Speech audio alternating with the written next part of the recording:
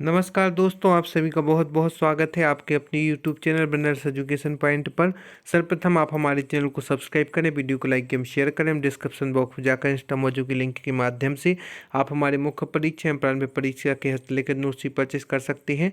जैसा कि आप सभी को ज्ञात होगा कि 5 मार्च से वर्ग 3 प्राथमिक शिक्षक पात्रता परीक्षा का आयोजन होना है, जो परीक्षा 26 मार्च तक चलने वाली है, जिसमें 10 लाख के आसपास उम्मीदवार है, 5,000 के आसपास पोस्टों की अनुमान लगाया जा रहा है। चलिए देखते हैं क्या है प्रमुख सूचना और कैसे आप इसमें क्लियर कर सकते हैं। How to crack MP TET में सफल होने के मंत्र आज इसमें आपको दिए जाएंगे। मेरिट लाने में मदद करेगा चाइल्ड डेवलपमेंट सब्जेक्ट, जानिए इसमें कैसे अच्छा स्कोर कर सकते हैं। तो इसकी जो टिप्स हैं, primary teacher eligibility test 2020 MP TET की परीक्षा का काउंटडाउन शुरू हो चुका है।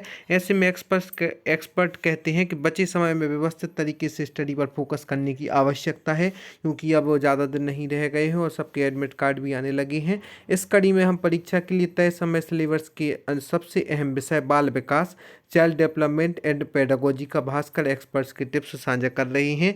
यह कैंडिडेट को क्वालिफाई कराने में तो मदद करेगा ही, साथ ही मेरिट में स्थान दिलाने के लिए भी महत्वपूर्ण है। यह ऐसा विषय है जो आपको बचपन की याद दिलाता है। जब आप प्राइमरी स्कूल में टीचर बनने जा रहे हो तो यह महत्वपूर्ण है कि आपको शिक्षक बनने के बाद यही विषय स्कूली बच्चों और आपके बीच अच्छा संबंध बनाने में मदद करेगा। इसलिए इसे समझकर पढ़ेंगे तो एक अच्छा स्कोर कर सकेंगे और आपका चयन भी इसमें हो जाएगा। साथ ही साथ 30 नंबर के प्रश्न बच्चों से संबंधित आते हैं, चाइल्ड डेवलपमेंट से संबंधित। 30 नंबर की हिंदी आती है। 30 नंबर की यदि संस्कृत आपने चयन किया हो तो संस्कृत, या अंग्रेजी विषय चयन किया होगा तो अंग्रेजी विषय। 30 नंबर की गणित आती है और साथ ही साथ 30 नंबर का पर्यावरण से प्रश्न भी आते हैं। ऐसे 150 नंबर के प्रश्न आते हैं। सावधानी कोचिंग को इंस्टीट्यूट के डायरेक्टर की यहाँ पर बताया है कि शिक्षक वर्ग 3 की तैयारी करने वाले उम्मीदवार यह बात सबसे ज़्यादा ध्यान रखें कि बाल विकास में शिक्षा शास्त्र भी शामिल होता है। इसमें 30 नंबर के प्रश्न पूछे जाएंगे। 15 नंबर के प्रश्न बाल विकास यानी चाइल्ड डेवलपमेंट से आते हैं और 15 नंबर के प्रश्न चाइल्ड एजुकेशन पेडागोजी से जुड़े पूछे जाते हैं। इसमें बाल विकास की अवधारणा, विकास को प्रभावित करने वाले कारकों, बाल विकास के सिद्धांत और बालकों के मानसिक स्वास्थ्य और व्यवहार कैसा होना चाहिए शामिल है। इन टॉपिक्स की अच्छी तैयारी आपको करनी चाहिए। इनसे जुड़े सवाल परीक्षा में पूछे जाएंगे। इन टॉपिक्स पढ़ी करें पूछे। इसके अलावा जो आनंद बताते हैं कि एक्सपर्ट है, जो कि आनुवांशिक क्रम एवं वातावरण का अनुभव काफ़ी महत्वपूर्ण टॉपिक है। सामाजिकरण की प्रक्रिया, जिसमें समाजगत बच्चे, शिक्षक, अभिभावक से जुड़े पहलुओं को लेकर ज्ञान होना चाहिए।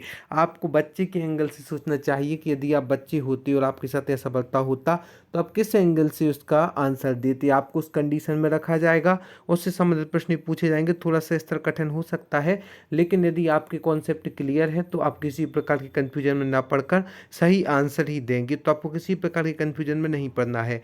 बाल केंद्रित एवं प्रगतिशील की धारणा को लेकर प्रश्न पूछे जाएंगे।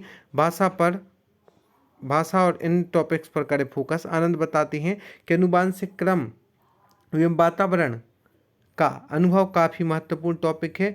समाजीकरण की प्रक्रियाएं आदि प्रमुख रहेंगी। भाषा और विचार भी महत्वपूर्ण टॉपिक है। संप्रदाय, धर्म, भाषा, जाति के समावेश को अच्छे से पढ़ना चाहिए।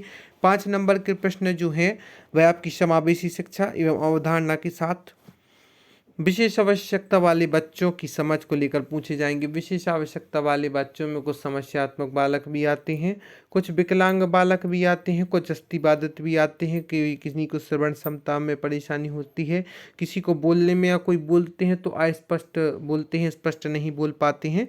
तो आदि यह सब विशेष आवश्यकता वाले बच्चों में आते हैं। तो विशेष आवश्यकता वाले बच्चों और समावेशी शिक्षा की अवधारणा पर 5 नंबर के प्रश्न पूछे जाते हैं। तो यह भी एक महत्वपूर्ण टॉपिक रहेगा। इसको भी आप अपने हिसाब से तैयार कर सकते हैं। 10 नंबर के प्रश्न शिक्षा शास्त्र से पूछे जाएंगे। समस्यात्मक ग्रस्त बच्चों की पहचान कैसे करें, उनका निदान कैसे करें, इससे जुड़े प्रश्न पूछे जाएंगे। क्योंकि यदि आपसे बच्चों के बारे में, समस्या मूलक बच्चों के बारे में पूछा जा रहा है, समस्याग्रस्त बच्चों के बारे में पूछा जा रहा है, तो आप किस प्रकार से उनकी समस्या का निदान करेंगे, इससे संबंधित प्रश्न भी आपसे पूछे जाएंगे। तो आपको इससे भी तैयार होकर जाना पड़ेगा।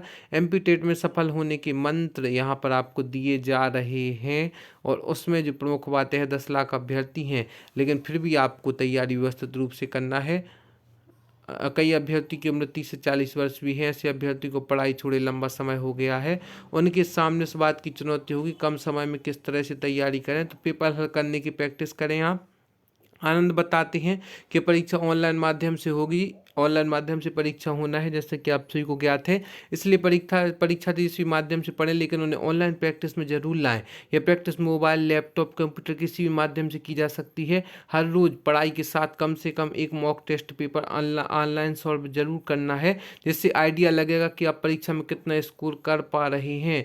आगे उन्होंने कहा है कि एमपीटेट की परीक्षा अधिक कठिन नहीं होगी, परीक्षा काफ़ी सरल होगी, लेकिन प्रतियोगिता हर जगह है, यहाँ भी होगी। इसमें क्वालिफाई करने के लिए समय का तालमेल बैठाना होगा, टाइम मैनेजमेंट पर ध्यान देना होगा। प्राथमिक शिक्षा पात्रता परीक्षा में 150 प्रश्न होंगे, यह एक प्रकार से 2.5 घंटे का पेपर है, तो आपको एक प्रश्न को हल करने के लिए मात्र 1 मिनट दिया जाएगा। वहीं जहाँ आपके कुछ कॉन्सेप्ट क्लियर हैं तो वहाँ तो जल्दी से आपका प्रश्न हो जाएगा, लेकिन यदि आपको गणित वगैरह विषय के जो प्रश्न हैं उनमें आपको टाइम लग सकता है, तो उसके लिए आपको ऐसा करना होगा कि आपको अपना जो एक कुछ सेकंड आप अन्य प्रश्नों से बचाएंगे, वहाँ आप गणित आदि के लिए एक्स्ट्रा दे सकते हैं। तो आपको अपनी तैयारी के हिसाब से ही व्यवस्थित करना होगा और आपने कॉन्सेप्ट क्लियर करना होगा, किसी प्रकार की घबराएं नहीं।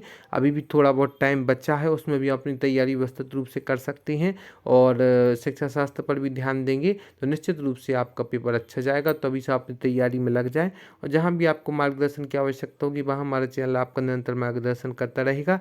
साथ ही साथ आप MPPSC प्रारंभिक परीक्षा, मुख्य परीक्षा आदि के हस्तलेखित नोट्स भी परचेस कर सकते हैं, जो कि टॉपर्स के निर्देशन में तैयार किए गए हैं और हमारे जो नोट्स हैं वह एक्यूरेट है और साथ ही साथ इनमें हमने संपूर्ण तरह से व्यवस्थित देने का ही प्रयास किया है। यूनिट पेपर 1, 2, 3, 4 मेंस आदि के और यूनिट 7, 9, 10 प्रारंभिक परीक्षा आदि के नोट्स भी आप परचेस कर सकते हैं। और साथ ही साथ आप सभी अभ्यर्थियों के लिए बहुत बहुत बेस्ट ऑफ लक कि आप सभी का पेपर अच्छा जाए। और जहां भी आपको मार्गदर्शन की आवश्यकता हो आप हमारे कॉन्टैक्ट नंबर पर कॉन्टैक्ट करके हमसे मार्गदर्शन प्राप्त कर सकते हैं। धन्यवाद।